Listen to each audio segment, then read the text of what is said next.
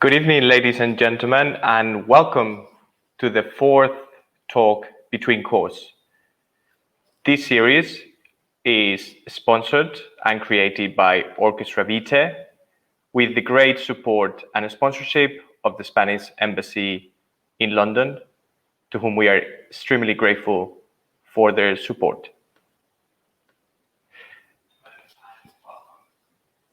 My name is Pablo Urbina, and I am a conductor, and I am the principal conductor of Orchestra Vitae, and it is my absolute pleasure to welcome you all to this stream online. Today we're trying a new thing. We're going on Facebook so that hopefully many of you can follow us either through this live streaming now or in future occasions. You will be able to see this video through the Facebook page Pablo Urbina Conductor.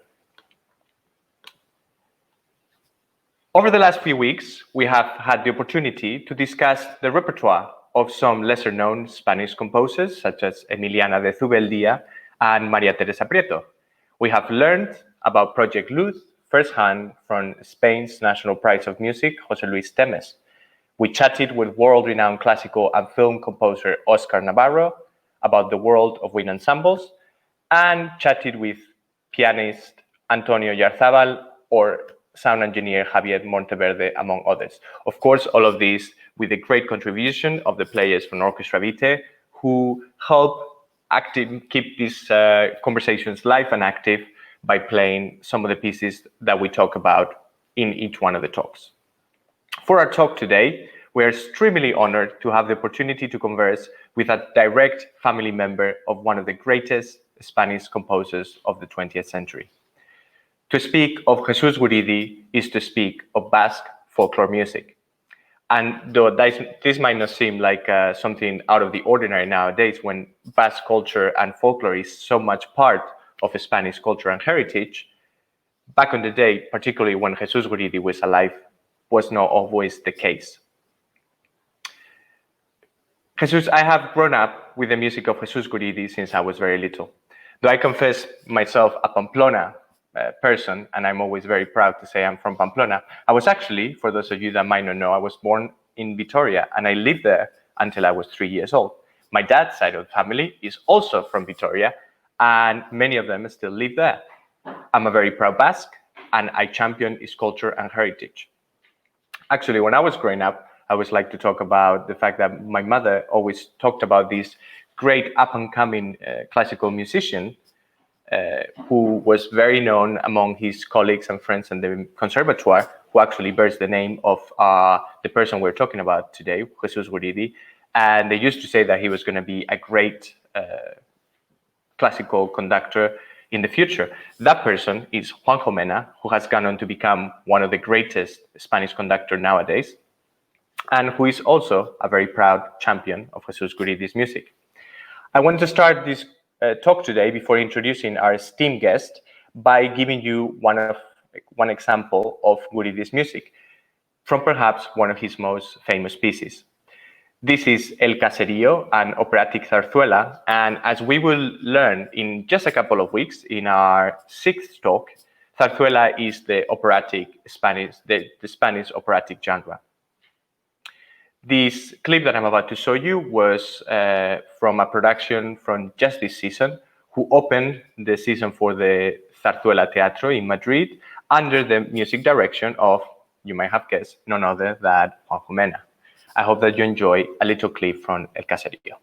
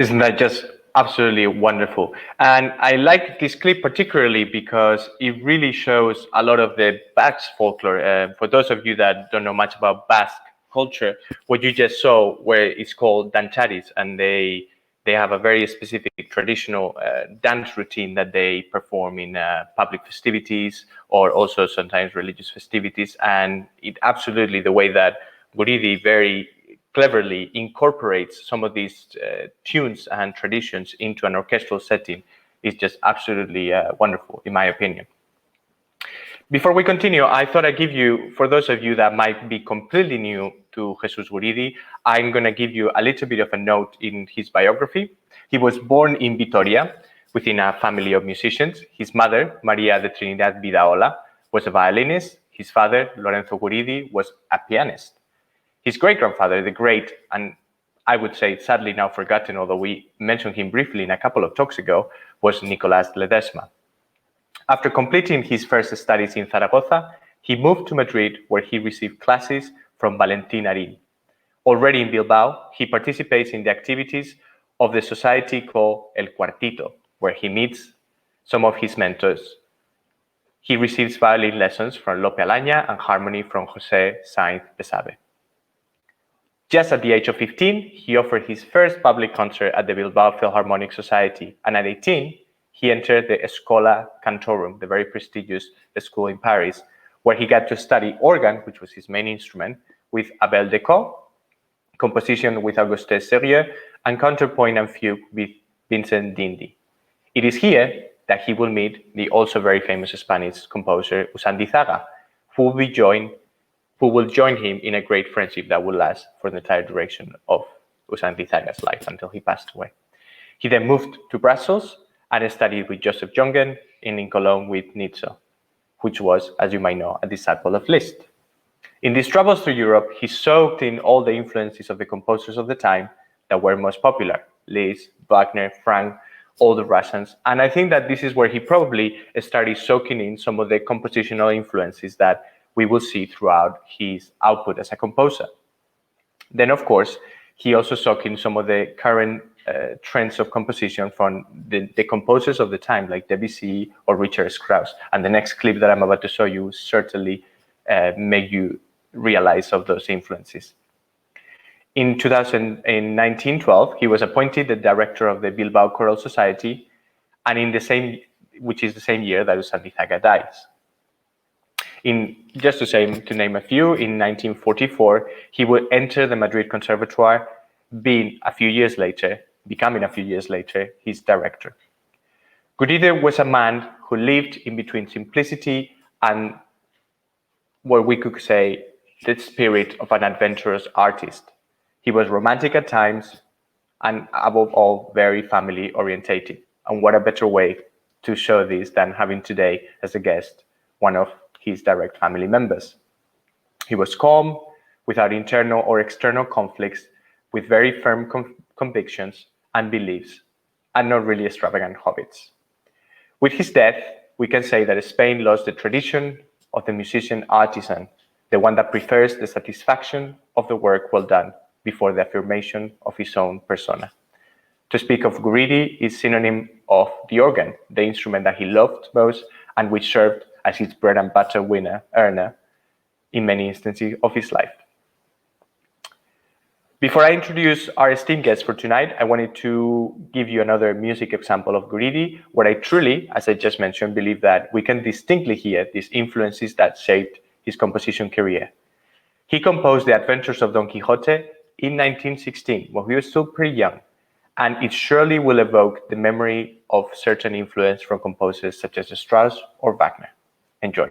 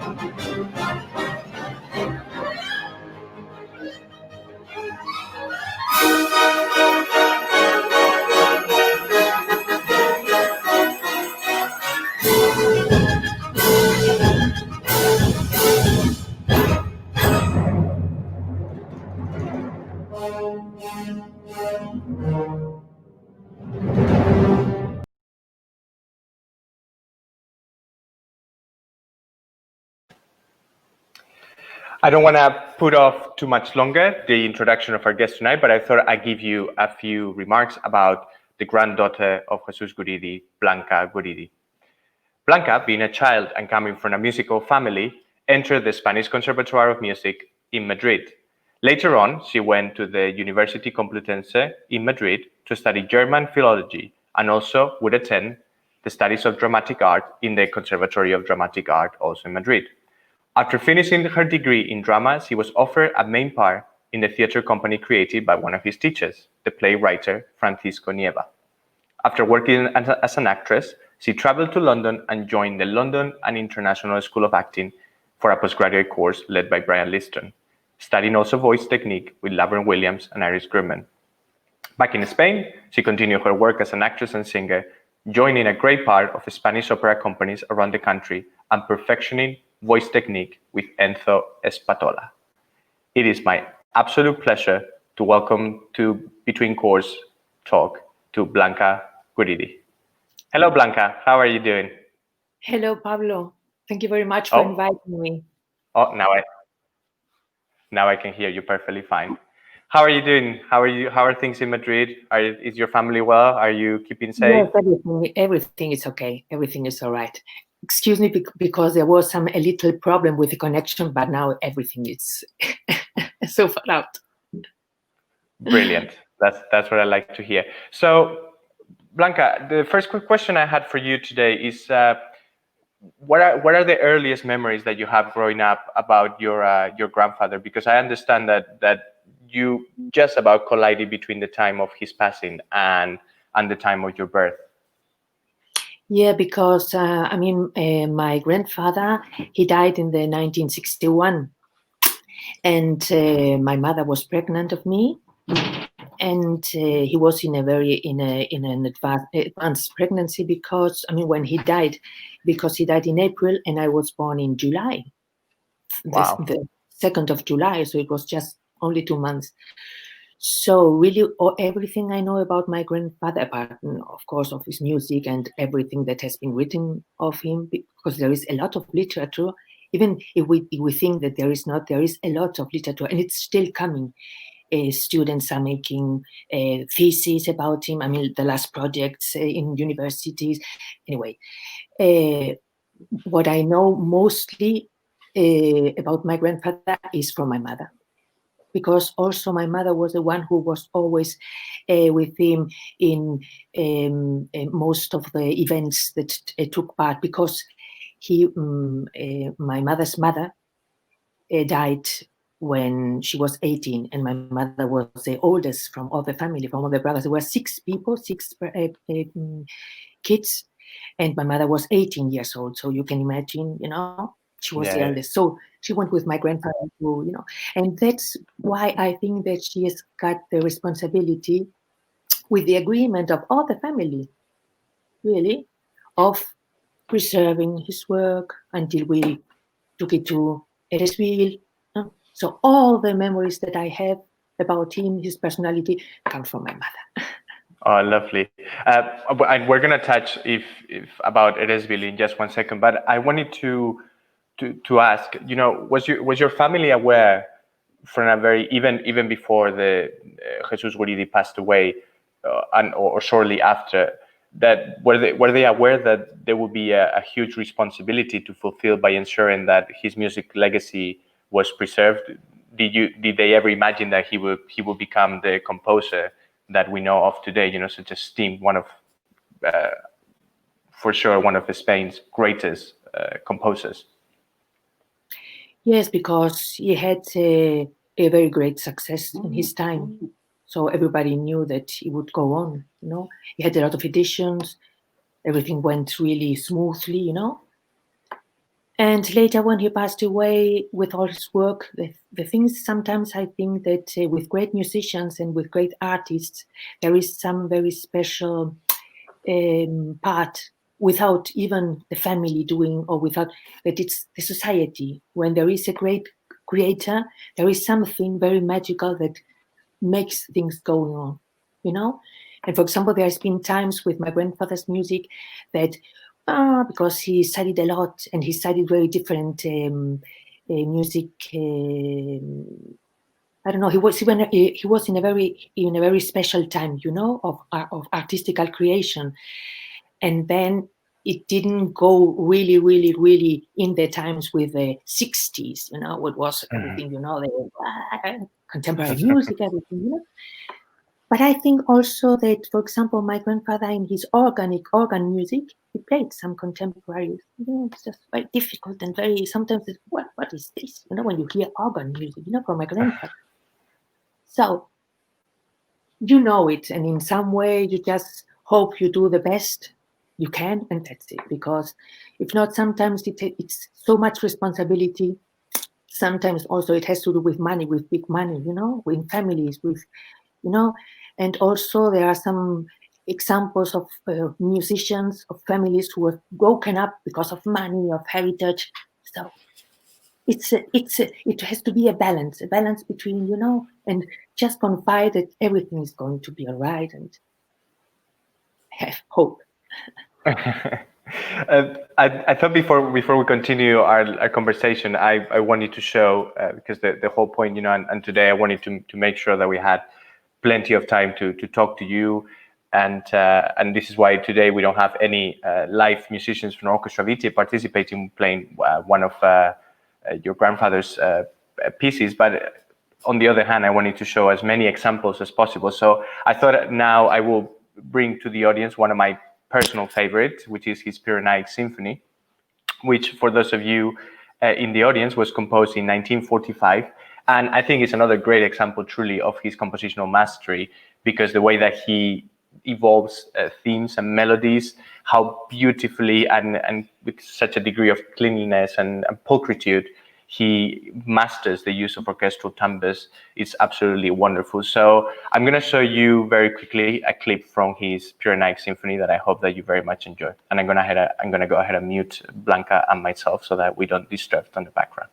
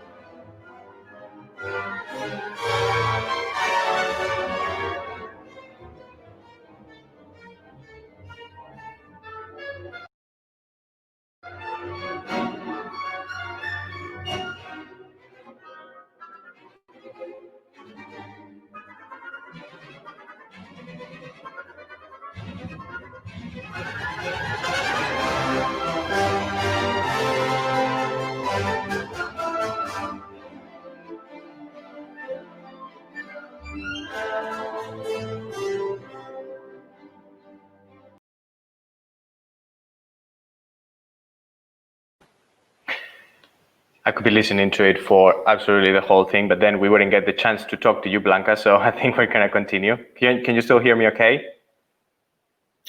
I hear you wonderfully. Right, fantastic. So for those of you that don't know, Eresbil, who Blanca just mentioned a few minutes ago, is the Basque Archive of Music, who now houses a lot of most, if not all, we are about to find out, of the relevant music of Guridi himself.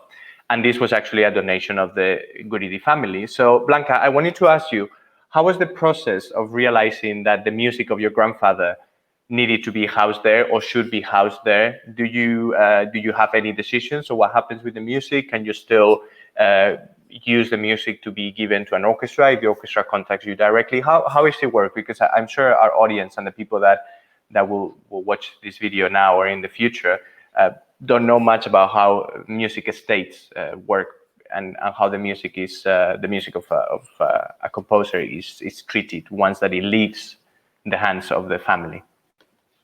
Mm-hmm. It was very important that this treasure, because there were authentic sheet music, a lot of programs, had to be safe in some place.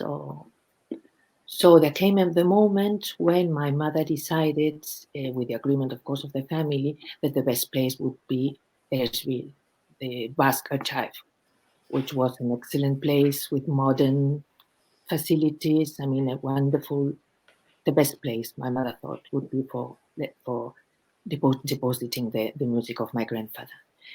There was one time when I was talking with Mariluz Peña from the Royal Society of Authors. Yeah, She told me that John Bawes was a referent. Wow. Dealing with archives, with where they treat the music well, where there can be people in all the time, even beneath us. Later on, it goes on, and the people can study the musicians of the 20th century, like my grandfather, because my grandfather was from the 20th century, the 21st century, from the 19th century. Absolutely. And do you still get a possibility to go there as much as you want? Or if someone, for example, let's say, not that I'm putting any pressure, but let's say that myself as a conductor, were to say to you or to your family members, listen, I would really like to have the opportunity to go to watch, to look at the manuscript of the Pyrenees Symphony that we just listened to. Would you be able to direct Eresville in how the music has to be handled, or you cannot give a little bit of control over to them and they are the ones that take care of the decisions of how to best strategize it? I think they know very well what to do. I think it's their job, and we confide in them totally. It's our treasure, and it's deposited there, and it belongs to to every musician. I mean, that is wonderful to hear. I mean, like I said earlier on my little introduction, I grew up with the figure lurking in the background of a great conductor like Juanjo, and I know that Juanjo Mena has been a great champion of Guridi. Whatever he has done, we are eternally grateful to him for the contribution that he's done. He's recorded CDs of your grandfather's music, and great CDs that I really are very great masterpieces. And it is a great opportunity, because I've had the opportunity to work with a state of another composer, in this case of an American English composer, for a few years, and develop a relationship with them. And I know how important it is that the family is on board trying to promote the music, because otherwise it is very difficult sometimes to access it. So I'm so happy to hear that for you it is also important to support the legacy of your grandfather. And on that topic, let me ask you the question: where do you think his legacy stands today? Do you think that he gets played as much as? I mean, of course, we always probably you want to see his music perform as much as possible, but do you think that his music gets performed enough? Do you think that it should be more? And it's anything that young conductors like myself, or perhaps some of the people that are watching online or in a later date, we could do to promote the music? And most important, why should they promote the music of Jesús Guridi? Yeah, I think my grandfather has passed history in the way of he's a classic already. So in some way, it's very nice also. Sometimes we thought it's a pity. I've heard so many times, oh, Guridi, he's not so recognized, he's so good. Since I was very little, I always heard, from people, you are the granddaughter of Guridi. What a good musician. What a good musician. Grandfather Guridi. Always the same. This was the best. I mean, for music, for a componist, the people from the, from the folk, from the, say, what a good musician was your grandfather. The best, no? And even if there were sometimes, when with maybe with fashion, well, moda. How do you say moda? Not fashion, but the trend, the trend. The trends, ups and downs, But later on, I find out that it's sometimes so nice for young people, for the musicians, to rediscover my grandfather. They do it with such a pleasure. And it's like, oh, mamma mia, this guy. Sometimes even in YouTube, I see, what is this? Oh my God. Wonderful. That's fantastic. And if you had to perhaps, and you of course have a music background, so you're more than qualified to answer these questions from a professional point of view, although as we discussed before, these conversations are very much intended for everyone's audience, so not just for music experts. where do you think that the success of your granddad's music, your grandfather's music, lies on? Why do you think it became so popular? Is it because of the way that he blended symphonic repertoire with folklore Basque music? Do you think it's just because it's great, likable music? Can you, through many years of research, or from talking to your mother and from the rest of your family members, where do you think that this success comes from? Maybe my grandfather had the ability of touching all the genres, because, for example, Amaya, a grand opera, grand Basque opera, it's been played very, very few times, and it took him 10 years to compose. And then later on, he did El Caserío, and El Caserío was the first, I don't know if it was the first zarzuela. No, it was not the first zarzuela, but anyway, he said, look, talking with to my grandfather, my family, or even I think with some journalists, said, Amaya took me 10 years to do. And what I've gained was so little in comparison, with El Caserío. With El Caserío, I could give a good education to my kids. Of course. He had a family. So, yeah. And for example, for me, which would be wonderful, is to know all his music, because there is so much music that I even haven't heard, so much theatrical music. La Mega, I think, is wonderful. Francisco Nieva, my director, who would be later one of my directors in theater, told me the first things, Blanca, your grandfather, La Mega es mágica. Mega is magic. And I said, I don't know it. I haven't seen it, La Mega, Peña Mariana. La Mega it has Gallego, Galaic, how do we say Gallego? Galician atmosphere. Peña Mariana, Castilian atmosphere. La canción de madrileña, la canción de Madrid. So many theatrical, and he's so good at it. The people could have so much fun. And there's something that happened, He always had also very good critics, by the best musicians, by best critic musicals. He had always very, very good critics. That's absolutely amazing. I have so many more questions that I hope we will have time to get to. But when we were chatting earlier about this, there was an image that I showed you that I found doing some research, and it's this one that I'm popping right here, that I think is the cover of one of your grandfather's CDs. And you told me that it was actually painted by one of your family members. So yeah, from Luis, he's the son of my twin son. He's the son of my aunt, the third one, who's also very musical, my aunt, and he's very creative, very much. He's a film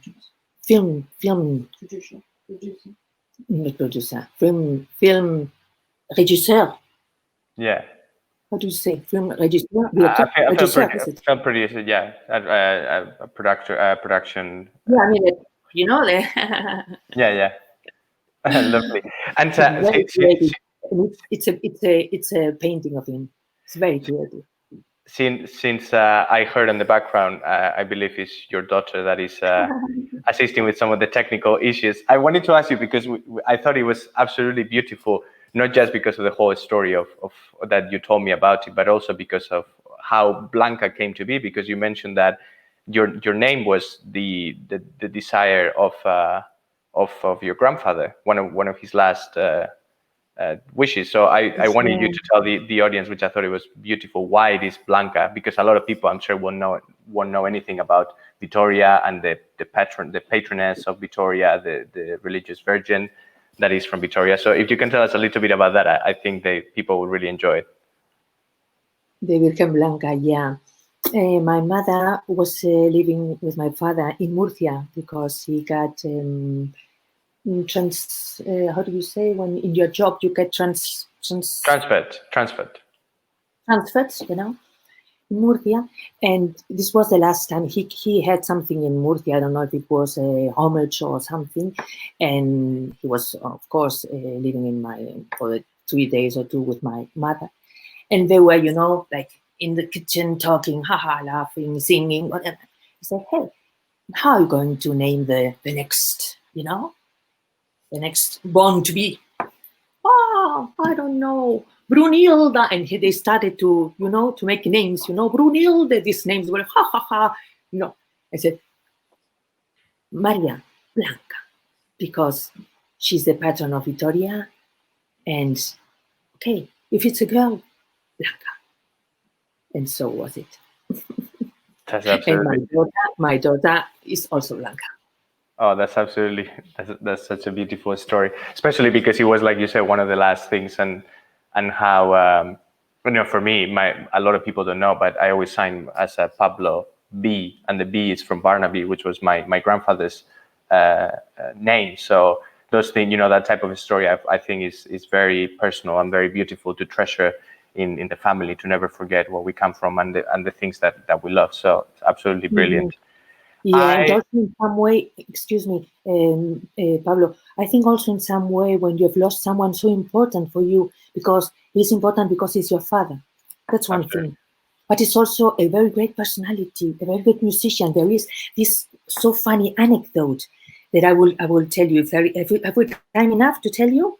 Absolutely, but I think just if we can save some of this towards the end, because I just wanted to bring in. I wanted to ask you a question that ties in nicely with the next clip that I wanted to show everyone. And before I tell you which is one of my absolute favorites, although I must admit that I've been choosing some of my personal favorites to show the audience today, I wanted to ask you if it's possible, which is perhaps your favorite or one of your favorite pieces of work by your grandfather, and why?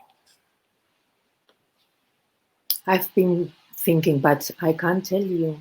It's impossible for me, really, because I say, oh, maybe this one, fantasy, homage, Walt Disney, oh, wonderful, this American, kind of, oh, wonderful. And then I think, but the Pirenaica Symphony, incredible, so big. I can't tell you. Even the very little, for example, Así cantan los chicos. Mm-hmm. That's how the children sing, yeah. So incredible, so beautiful, even for the Canciones Castellanas, just piano and voice also. So it's for me. Oh, well, actually, that you mentioned that piece. For those of you, that it's not just nowadays that Guridi has reached international and national reputation as one of our greatest composers, but even when he was quite young, one of his pieces, the Chords Morceau for piano, was actually published very early on in the early 20th century by Bryco van Herten, which, as you might know, is one of the, still to this day, one of the biggest publishers, and particularly back on the day when there were so many, the ones that published great composers like Beethoven. So obviously, even early on, it was a sign that his music was particularly, or will be particularly successful, and perhaps why you have a difficult time choosing your favorite. But if I had to choose one of my favorites, and this is the next one that I'm going to bring to your attention, because I also think it's just such a nice story and it works so well.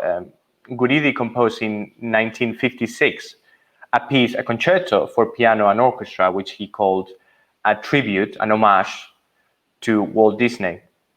And if you listen, and I think I have picked just about the right moment in which you really could picture Mickey Mouse or whatever character from Disney at that time, literally running around the screen, and that also makes me realize, and quite rightly so, that Guridi actually throughout his life wrote quite a number of soundtracks around the same time of the composition of this piece. So obviously he knew, or he might have had in mind, and this is perhaps something that Blanca can answer for us, he might have had in mind how music and picture were working, could work so well. So I'm going to show for all of you a little clip from this homage to Walt Disney that I hope that you enjoy.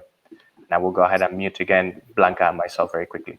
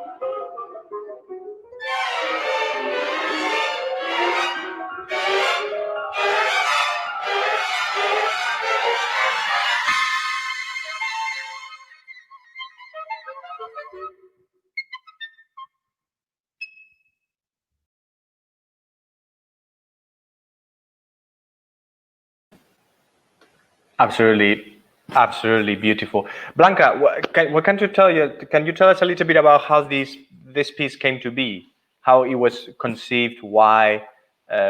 What can you tell us about it? What I wanted to tell you is that all the family came to Madrid because they had a very big contract for years for my grandfather composing music for cinema. And maybe this was the pointing start of it. I can't tell you because, but. Wow. And do we know, or has your family ever found out if at the time of the premiere this was ever shown to Walt Disney, if he ever came to be? We don't know anything about. He never knew. He never knew. Oh. If he had known, Mamma Mia, what a wonderful picture. Because in this fantasy that they take pieces of very important, musicians, in fantasy, but if he had known, that's life. So is it. Yeah, we will never know, but certainly we will be able to continue to enjoy. And that recording that I played for all of you was by great pianist Pilar Bayona from one of I think his first renditions of this work. So absolutely fantastic. So Blanca, at this point, sorry, Pablo. There is a letter from Pilar Bayona in their child, because there are, for all the people who want my father, not only just to look cheap music, but to see the programs, the letters from important people, and one of them, for example, now you mentioned her, Pilar Bayona. Correspondence, very, very interesting things, that tell you about not only the music, but also the personality. That's wonderful. I don't think I have it here on my banners that I can put in, but I'm gonna just very quickly, and I do believe it's like this. So correct me if I'm wrong, but I do believe that this is the website where you can search the archive of Basque music. For those of you that are interested, please go ahead and have a look, because besides of the wonderful collection of Jesús Guridi, this archive also houses many, many more composers, and it's definitely worth having a search and a perusal. And of course, to say thank you to them for the wonderful work that they do. Blanca, at this point, I really want to, the audience will kill us if I didn't take the opportunity to ask someone as close to Jesús Guridi as yourself to tell us any anecdote that we will not be able to read in the biography, anything that you treasure, any memories or any anecdotes that your mother will have passed on to you. I'm sure that we could be here until 10 o'clock, but, just a couple, three of them that you really remember fondly. Yeah, there was this anecdote when you asked me about the importance, when my father died, and for my mother was very important, not only because he was his father, but also because he was a great artist. And there was a moment when they were living in Madrid already, I think, that they were all at home, my grandfather composing, writing, blah, blah, in his studio, in the studio in Sagasta place, and the other one, my aunt maybe playing violin, and the other talking and laughing and having and it was a little fire in the house, and it was like, and then all came out, and when they were out, in that moment, he was composing the Pyrenean Symphony, Sinfonia Pirenaica. Yeah. My mother, when they were all out, told to my grandfather, Papa, La Pirenaica is burning. And said, La Pirenaica doesn't give a damn. Let's go out. Wow. Wow, because I think we had it here. So it has just to redo it. So You did know, it actually did it burn down, or? no, nothing happened. But the moment they said, Yes, of course. it's okay, And for example, or another example that you can see that is, for example, in Amaya, the great opera was lost in the Civil War. Got lost. Wow. It was representada. He was played in El Teatro Colón de Buenos Aires in Czechoslovakia. And in one of these travels got lost totally. You can imagine what a tragedy. And my grandfather rebuilt it again. So I think they have it all here. From scratch, the whole thing, from start to finish. That's why I think for him it was not so important the Pirenaikas. For my mother, Wow. I mean, nowadays we composers, are so protective, and nowadays the technology allows us to do it. We'll have a hard drive and a backup of that hard drive with all the files and the music files from Sibelius or Finale, and then a backup of a backup just in case, to make sure that the music never gets lost. And I think we should be grateful that that's the case. But back then, of course, the only way was to make multiple copies. And even in the 20th century, we hear these stories from time of the Beethoven, that the first edition or the manuscript was lost from Mozart. So then we have to use the copies of the parts of the musicians to create to reconstruct the symphony. But I mean, to even hear that this will be the case in an age in which printing was already made available is quite remarkable. Yeah. In some ways, like, I don't know, maybe the digital is also very easy to use, even if it looks like it doesn't, but I don't know. You have it, in paper, of course. When you go to the notary, you have it, Absolutely. Blanca, if your grandfather was here with us today, looking at the great success that he's accomplished and that he continues to have, how his music lives on in the generations, and future young conductors like myself will continue to champion his music, certainly, what do you think that he would say? What do you think? How would he be appeased? Will he think, actually, you shouldn't be playing so much El Caserío because Mirenchu is so much better? Or, how will he feel? I mean, of course, he will hopefully feel humble and happy that is happening. But what do you think will be his reaction? Very happy, very happy. He writes music for making it live. Yeah, very happy. And what was his? Did you ever ask, your mother and your father, what was his views? Because, like you very well said, he had his way of writing was, of course, very in the trend of nationalistic and folkloric promotion, and his music resembles more of a Wagner and a Strauss than it might say, let's say Stravinsky or Schoenberg. Did he feel like he was rowing against the times? Do you feel like he felt that he was writing music that belonged to the past more so than looking to the future? Did he ever? Because his music, of course, and this Walt Disney homage obviously has very distinct touches of the music of the 20th century, but at other times we really see an early writing. Do you think that he was quite happy where he was? He will have, if he had lived longer, he would have explored into the new realms of contemporary music?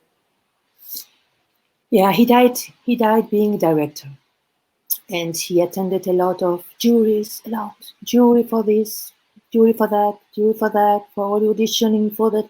He had a lot of work, administratorial work, the work of being director of the conservatoire. So that took a lot of time, in his time. He died with 70 something, I think he always had something to say, always. But, a composer needs time and peace. Absolutely. So, you never know. Of course, he heard, the new dodecafonismo, the other thing, no? He was like, wow. I don't know. Well, Blanca, I can tell you how lovely it is to chat to you about your grandfather, and I could seriously spend hours and hours doing this. And I really hope that we will have a chance to do this again in the future, in whatever setting, hopefully in person, maybe when this coronavirus and COVID situation is finished and everyone can go back to see each other in person, which will be wonderful. But before we say goodbye, I wanted to show you our audience, the last clip of the night. Perhaps one of the greatest songs that I think he ever composed, and a particular, again, a favorite of mine, which is from one of his earlier operas, Mirenchu, which Blanca mentioned earlier briefly. I think he was very young when he composed this, and even so, you really can tell the depth and the amount of soul that is in the music, how beautiful. And I'm gonna attempt to pronounce my bass, my euskera is not wonderful, but this song is called in its original language, Goitzokoe Gutsi Argiak, which literally translates in English, the heavens will give me the light. I can think of a more appropriate way to close this talk with a song that describes a composer, which I definitely think has earned a spot on the firmament of Spanish musical stars. So I'm going to go ahead and play you all this clip, and then we will say goodbye to you, goodbye to our guest for tonight, Blanca Guridi, and give you a little bit of a remark about next week's conversation. This is The Heavens Will See the Light.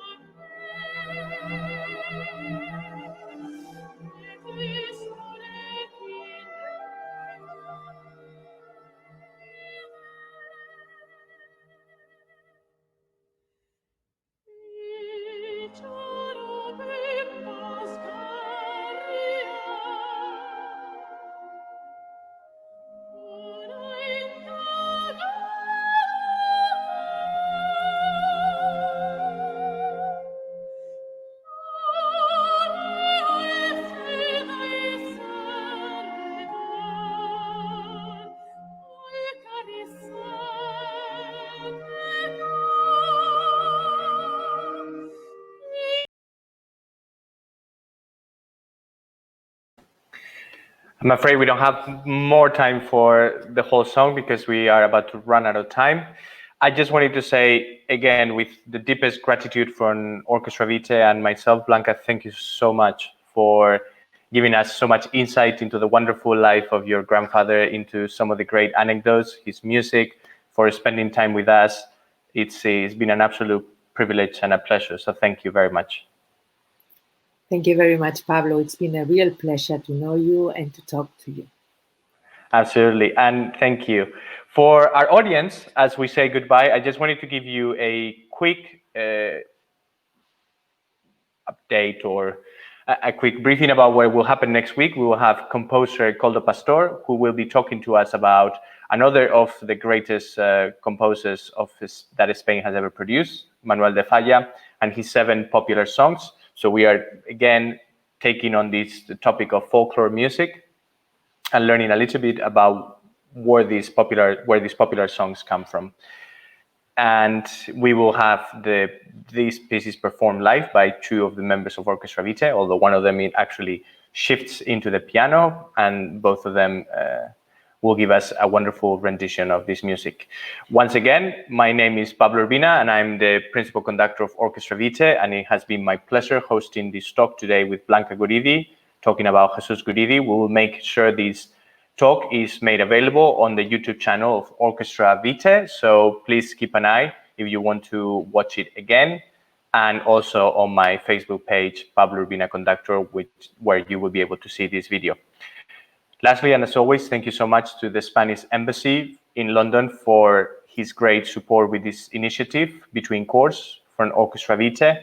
It is our great privilege to bring to all of you a little bit more knowledge and insight into Spanish music. And I look forward to seeing you next week. Please keep an eye on our social media channels, which I'm just going to post one last time here. If I can figure it out, there you go. So that you can stay tuned to the latest news of Orchestra Vitae and continue to watch this series. Thank you once again, Blanca, so much. And to all of you, have a wonderful evening. Thank you.